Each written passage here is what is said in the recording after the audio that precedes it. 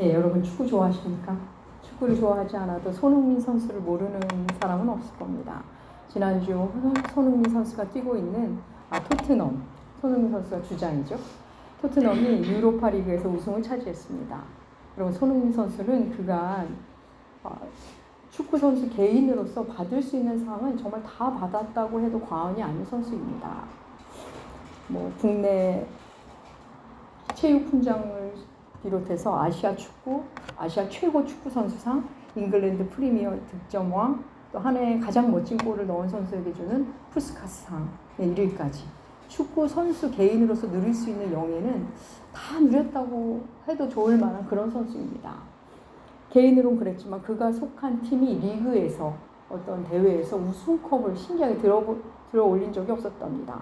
그러다가 이번에 토트넘이 유로파 리그에서 우승컵을 들어 올렸습니다. 손흥민 선수가 이러저러한 상을 타고 기뻐하는 뉴스 보도를 많이 봤는데 이번처럼 격렬하게 기뻐하고 오래오래 기뻐하는 것을 처음 봤습니다. 개인으로서의 상이 아닌 공동체가 함께 받는 상을 너무나도 기뻐하는 모습을 보면서 더 큰 감동을 받았습니다. 그럼 우리는 계속 고린도 전서 함께하고 있죠. 고린도 교회는 지금 은사를 받은 사람들 때문에 시끄러웠습니다. 은사는 하나님이 주신 선물이건만 은사자들의 교만과 무지로 상처 입는 사람도 있고 공동체가 시끄러워졌습니다. 사도 바울은 모든 은사는 사랑 안에서만 의미가 있다. 사랑으로 행해야만 의미가 있다고 하나님은 사도 바울을 통해 우리에게 말했습니다. 그리고 대단한 은사라고 해도 오늘 기도하신 우리 자매님도 기도했죠. 대단한 은사라고 해도 결국 패한다는 거. 오직 사랑만, 하나님의 사랑만 남는다는 것. 우리가 아는 것은 모두 부분적이라는 것. 지난주 우리 함께한 말씀입니다. 오늘 말씀 은사에 대한 말씀의 연장인데 특별히 방언의 은사를 콕 집어서 이야기합니다. 지금 고린도 교회 안에서 가장 문제를 많이 일으키는 사람이 방언의 은사를 받은 사람들이기 때문입니다. 초대교회는 이 방언을 하늘의 언어, 천사의 언어라고 생각했습니다. 사실 초대교회에서 방언을 그렇게 생각하고 방언을 매우 흠모하는 것은 생각해보면 자연스러운 일입니다. 여러분 우리 생각해볼까요? 방언의 은사는 그 자리에서 확인이 됩니다. 뭐 지식의 은사나 구제하는 능력의 은사나 뭐 여러 가지 은사는 믿음의 은사 이런 건 시간이 두고 드러나지만 방언의 은사는 그렇지 않죠. 그리고 여러분 그 당시 사람들은 우리처럼 성경을 갖고 있지 않았습니다. 예수님 이야기를 듣고 성령님 얘기를 듣는데 성령님에 대해서 성령님 오셨다는데 이게 좀 잘 모르겠습니다. 모호합니다. 그러던 중에 방언의 은사가 나타난 겁니다. 여러분 방언 받은 사람들 그 방언의 얼마나 신비로웠겠습니까? 입을 열고 기도하는데 나도 모르는 언어가 막 나오는 겁니다. 성령을 부인할래야 부인할 수 없는 성령 체험을 한 겁니다. 그러다 보니 방언이 성령이 임했다는 외적 증거가 되었습니다. 그렇죠? 그럼 방언 너무 좋은 은사 아닌가요? 네. 방언 받은 자에게는 더 이상 성령이 있네 없네 이런 얘기 할 게임 끝입니까? 왜? 내가 경험했으니까. 네, 오늘 본문이 이렇게 시작합니다. 고린도전서 14장 1절 말씀 우리 함께 읽겠습니다. 사랑을 추구하며 신령한 것들을 사모하되 특별히 예언을 하려고 하라. 볼까요? 사랑을 추구하고 신령한 것들 사모하라. 먼저 사랑을 추구하라 이렇게 말씀합니다. 사랑. 바로 앞서 말했죠. 고린도전서 13장은 우리를 향한 하나님의 사랑이 어떠한지를 들려줬습니다. 우리를 향해 오래 참으시고 온유하시고 모든 것을 바라고 참고 견디는 그 사랑. 그 사랑을 계속 배우라고. 그 사랑 없이는 아무것도 아니라고 말씀하셨죠. 그 사랑을 추구하라. 그리고 이어서 신령한 것을 사모하라. 여러분 신령한 것은 뭘까요? 성령님과 관련된 게 신령한 겁니다. 성령으로부터 오는 게 신령한 겁니다. 여러분 믿음이 좋다는 건 뭐라 그랬죠? 사랑을 잘하는 겁니다. 사랑을 잘하려고 하다 보면 내 안에 사랑이 없다는 걸 발견하고 성령님을 구할 수밖에 없습니다. 사랑의 영이신 성령을 우리가 구합니다. 그래서 성령이 내 안에 있을 때, 말씀의 영, 사랑의 영이 내 안에 있을 때만 사랑이 나온다는 것을 우리는 경험합니다. 그래서 사랑하면서 살고 싶은 사람, 좋은 믿음을 갖고 싶은 사람은 이 신령한 것을 구하게 됩니다. 흠모하게 됩니다. 근데 오늘 말씀 사랑을 추구하고 신령한 것을 사모하되 특별히 예언을 하라고 말합니다. 그러면서 방언과 예언의 차이점을 이야기합니다. 우리 그 본문 볼까요? 2절에서 5절까지의 말씀. 오늘 본문 2절에서 5절까지의 말씀 함께 읽겠습니다. 방언을 말하는 자는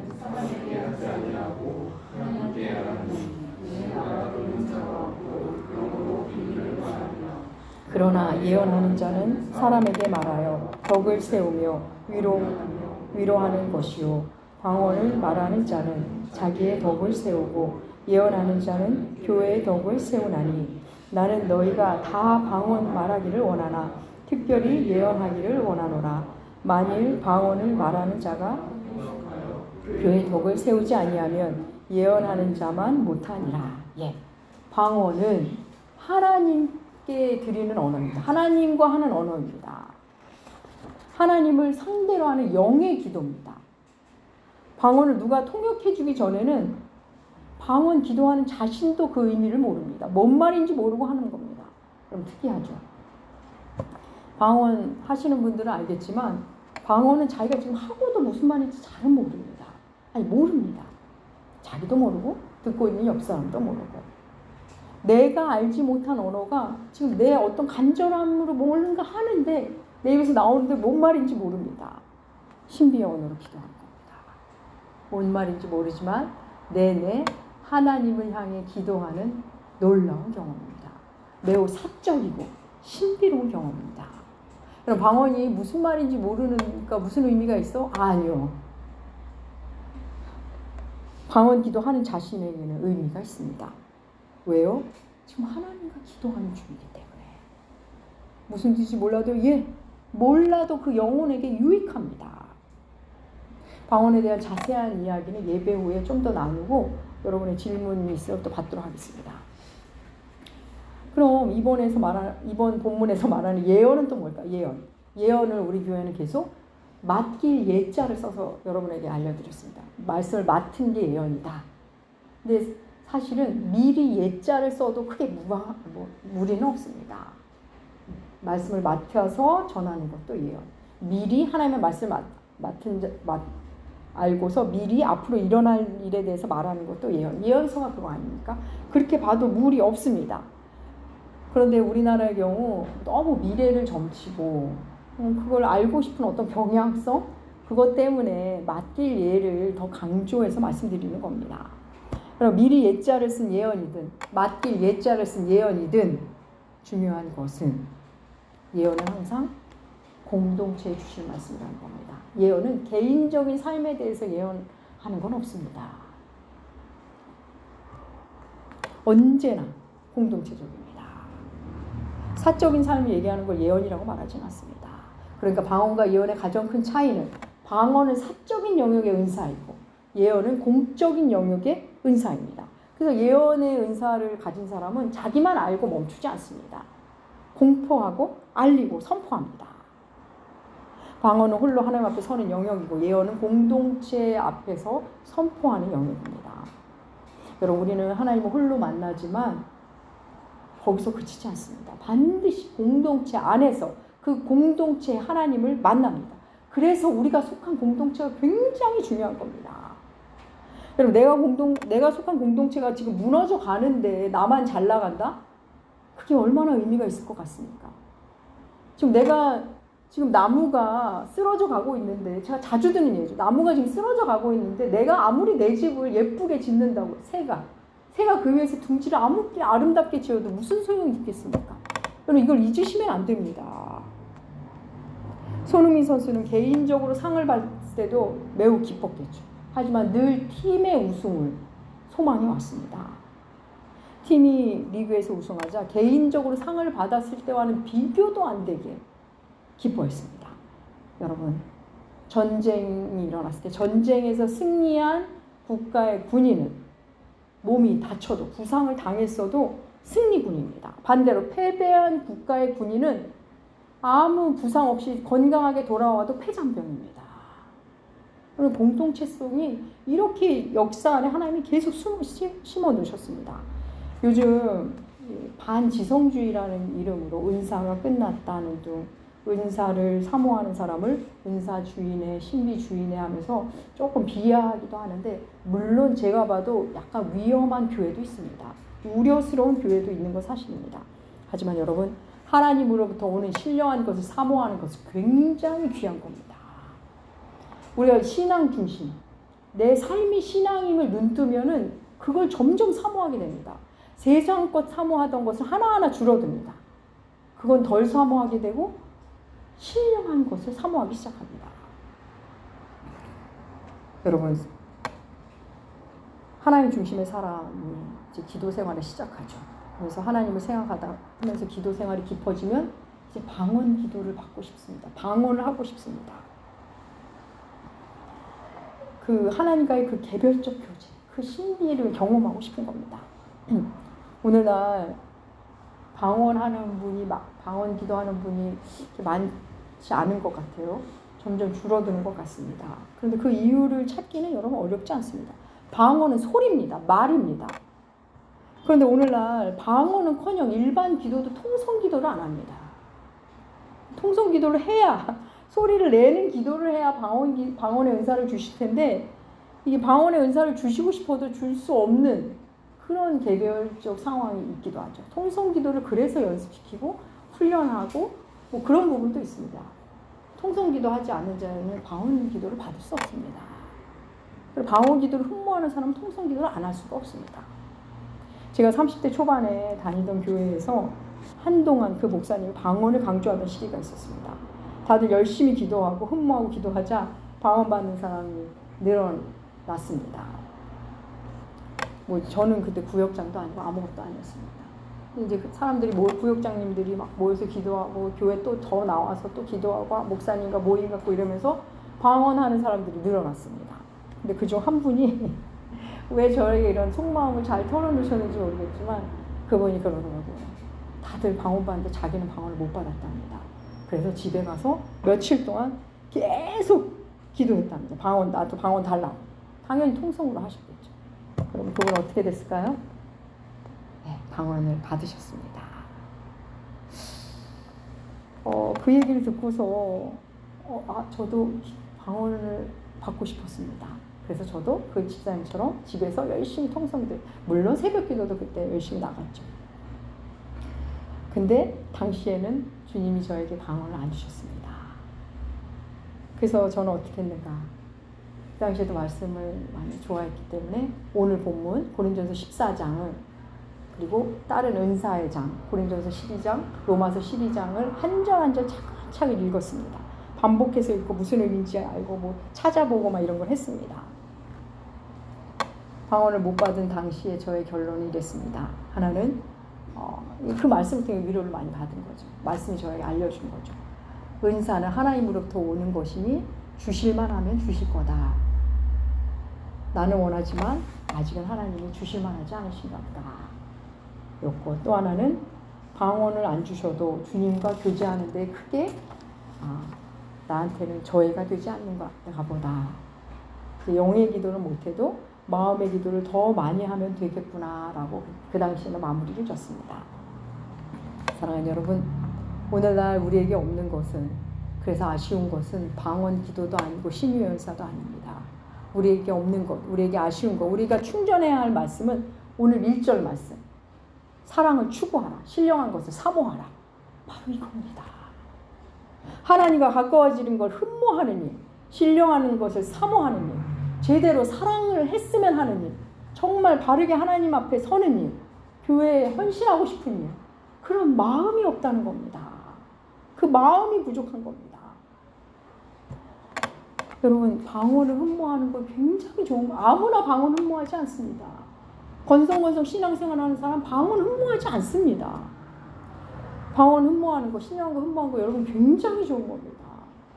예전부터 이제 이런 얘기를 들었어요. 이 흠모하는 것을 이용해서 돈을 번다고밖에 저는 해석이 안 됩니다. 돈을 내고 방언을 훈련시키는 곳이 있답니다. 지금도 찾아보면 있을 겁니다. 그래서 모여서는 방언을 연습한답니다. 랄랄랄라를 하고 할렐루야를 몇천 번 하면 혀가 꼬인다. 이게 말이 됩니까? 하나님을 몰라도 이렇게 모를까요? 우리 하나님은 그런 분일까요?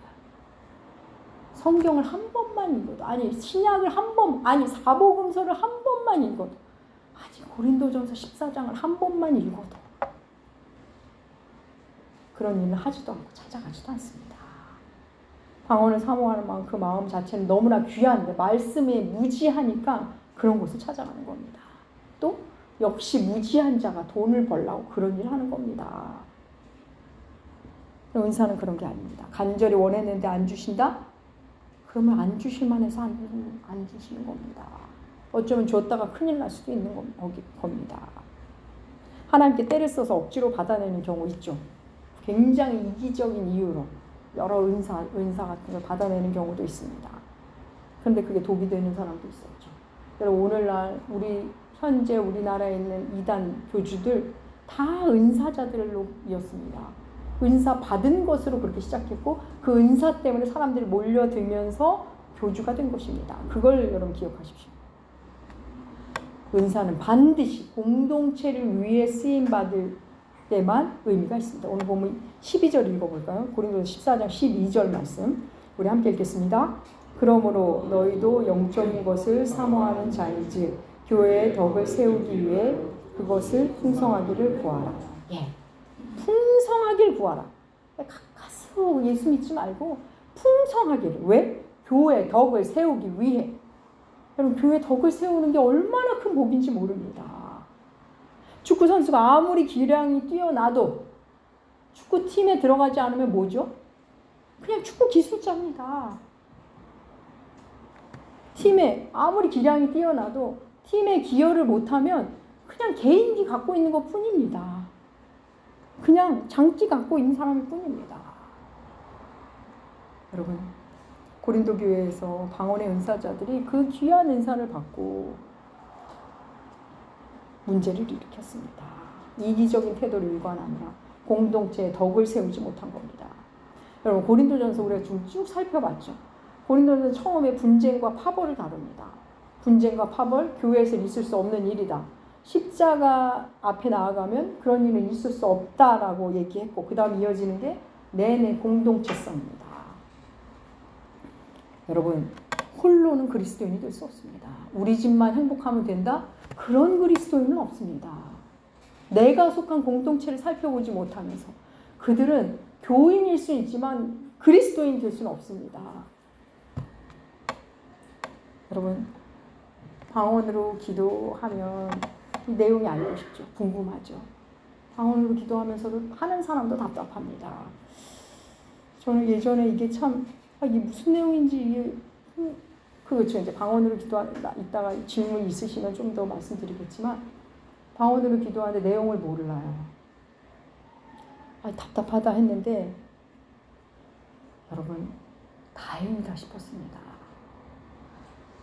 하나님이 교만한 우리를 왜 그렇게 하신 것 같았습니다. 여러분 생각해 볼까요? 방언으로 기도를 합니다. 1시간이고 2시간이고 기도를 합니다. 근데 그 내용을 내가 안다면 하나님과 지금 소통하면서 기도하는데 내가 그 내용을 안다면 우리가 얼마나 교만해질까요? 얼마나 잘난 척을 할까요? 근데 내용을 모르는 척 막 하니까 뭐 자랑할 게 없습니다. 오히려 무섭습니다. 더 엎드려야 됩니다. 무슨 내용인지 모르니까 더 긴장이 됩니다. 방언이 갖고 있는 놀라운 신비입니다. 그럼 방언뿐 아니라 모든 귀한 은사, 모든 귀한 직분이 다 그렇습니다. 하나님 귀한 은사를 주셨는데, 귀한 직분을 주셨는데 뭔지를 모릅니다. 뭘 해야 되는지도 모릅니다. 그렇게 흠모했으면서도 막상 받아놓고는 그 직분이 뭘 하는지, 그 은사를 어떻게 써야 하는지 모릅니다. 그럼 어떻게 해야 될까요? 더 낮은 마음을 가지셔야 돼요. 더 낮은 마음으로 말씀을 읽고 더 섬기고 더 순종할 수밖에 없습니다. 놀랍죠. 오늘 말씀의 결론은 19절입니다. 우리 19절 말씀 함께 읽어볼까요? 함께 읽겠습니다. 그러나 교회에서 내가 남을 가르치기 위하여 깨달은 5마디 말을 하는 것이 1만 마디 방언으로 말하는 것보다 나으니라. 예. 1만 마디 방언과 깨달은 말로 하는, 깨달은 마음으로 하는 5마디의 말 비교하고 있죠. 어느 목사님의 일화입니다. 오래전에 제가 여러분들께 한번 들려드린 것 같아요. 한 번 더 말씀드리겠습니다.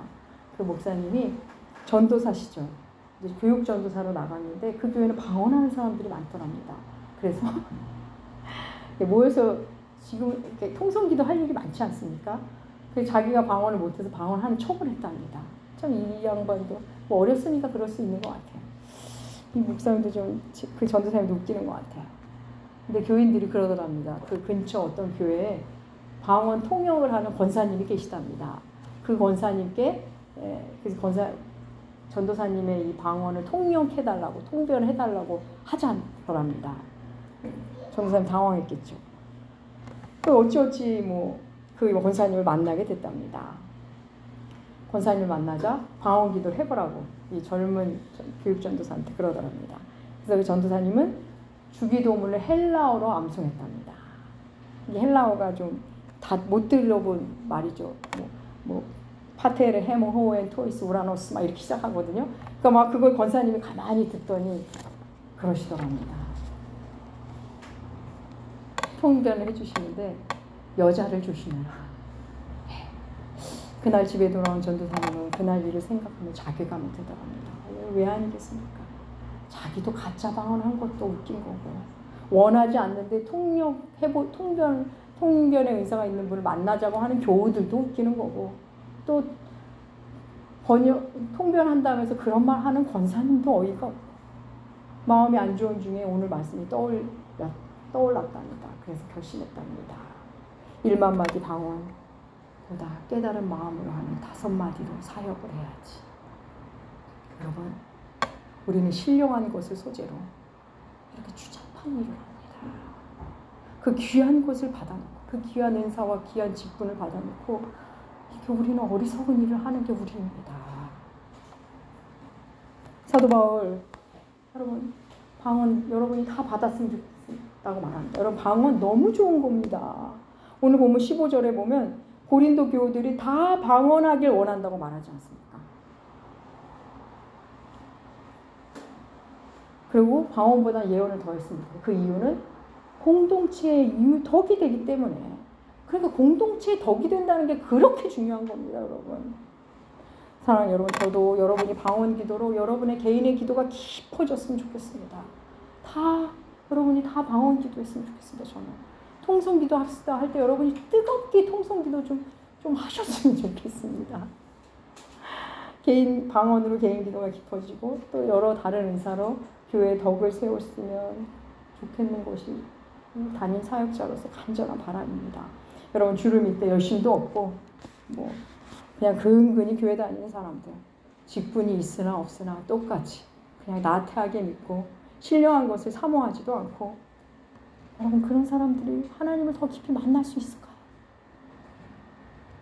여러분 하나님 만나기를 그렇게 간절히 원하고 그 귀한 보석을 뭘 치르서라도 만나보자. 정말 집 팔고 냉장고 팔고 가사에 나오듯이 모든 내 시간 드리고 내 에너지 드리고 할 수만 있다면 내가 드릴 수 있는 게 없어서 찾는 그렇게 간절히 소망하는 자와 어떻게 그 삶이 같을 수 있겠습니까?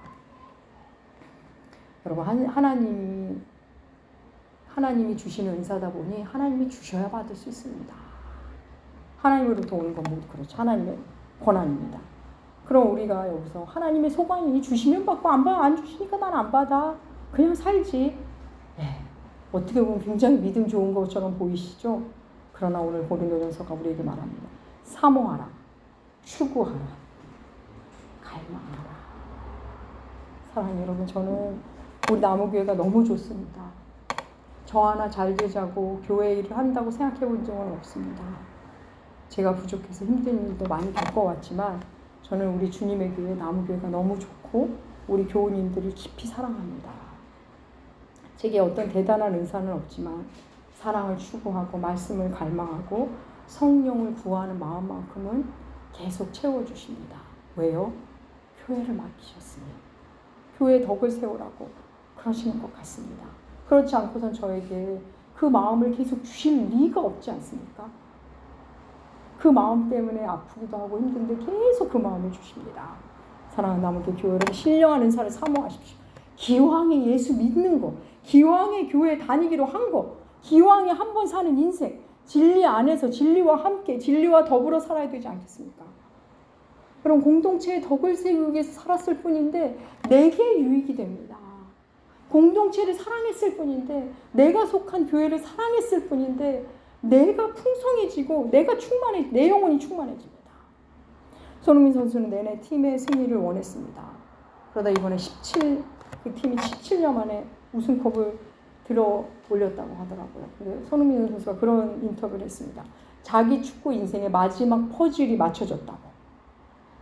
이 말은 저는 이렇게 생각이 들었습니다. 개인적으로 아무리 대단한 일이 이루고 대단하게 성취한다 해도 자기가 속한 팀이 승리하지 않으면 자기의 인생은 미완의 그림이라는 그런 의미로 저는 받아들였습니다. 여러분 어떠십니까? 여러분에게 교회는 뭡니까? 여러분에게 나무교회는 뭡니까?